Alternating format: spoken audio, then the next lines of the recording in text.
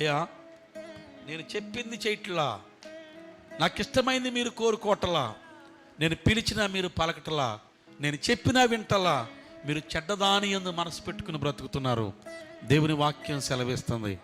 ఎలాగూ సంతోషంగా ఉండగలం? ఆయన మాటను పెడచెవిని పెట్టి, ఆయనను ప్రక్కన పెట్టి మనం సంతోషపడాలంటే మన వల్ల కాని పని.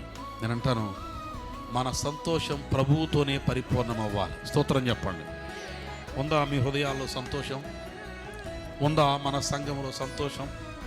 ఉందా మీ కుటుంబంలో సంతోషం? ఉందా? సంతోషం ఎందుకు పోయిందో అర్థమవుతుందా? మనము దేవుని నిర్లక్ష్యం చేస్తున్నాం. ఆయన పిలిచినా పలకటలా, పిలిచిన ఉత్తరం ఇవ్వటలా, పెడచెవిని పెడుతున్నాం ఆయన మాటలన్నిటినీ. అందుకని the real Joy of Christ, క్రీస్తులో ఉన్న నిజమైనటువంటి ఆనందం కోల్పోయాం మనం. దేవునిలో సంతోషించేవాడే అన్ని విధాలుగా సంతోషించగలుగుతాడు.